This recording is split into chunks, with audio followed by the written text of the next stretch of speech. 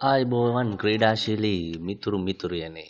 ශ්‍රී ලංකාවත් පාකිස්තානයත් සිම්බාබ්වේත් අතර පවත්වන T20 තරඟාවලියේ මේ වන විට පවතින්නේ ඉතා උණුසුම් තත්ත්වයක්. ඒ පසුගිය අඟහරුවාදා පැතුම් නිශ්ශංක පන්දු 58කට ලකුණු 58ක් ලබා ගනිමින් ශ්‍රී ලංකාව ජයග්‍රාහී මාවතකට එළඹා ගැනීමත් සමග ඇතිවුණු තත්ත්වයක් නිසයි.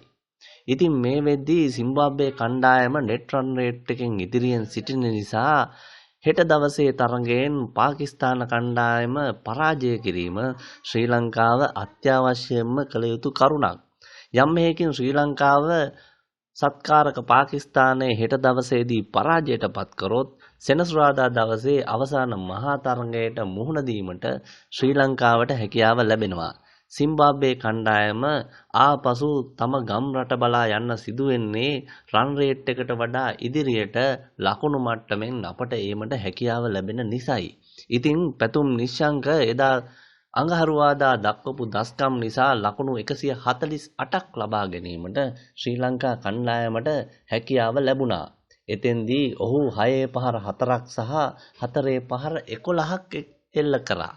ඒ වගේම සිම්බාබ්වේ කණ්ඩායමත් ඉදිරියේදී තමන්ගේ බලාපොරොත්තු දල්වාගෙන සිටින්නේ රන් රේට් එකෙන් තමන්ට අවසාන මහා තරඟයට යාමට ඉතා විශාල අවස්ථාවක් මේ වෙලාවේ තිබෙන නිසායි.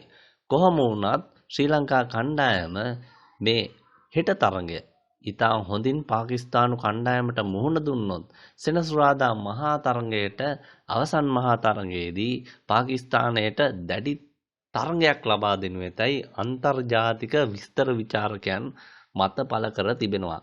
T20 තරඟාවලියේදී ශ්‍රී ලංකාව මේ ආකාරයෙන් T20 තරඟාවලි හොල්ලපු අවස්ථා ඕනෑ තරම් දකින්න තියෙනවා.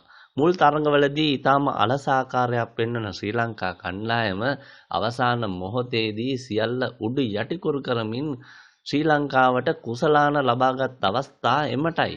ඉතින් ආසියානු කණ්ඩායම් අතර ශ්‍රී ලංකා කණ්ඩායම T20 තරඟාවලි වල සිටින්නේ ඉහළම ස්ථානයක.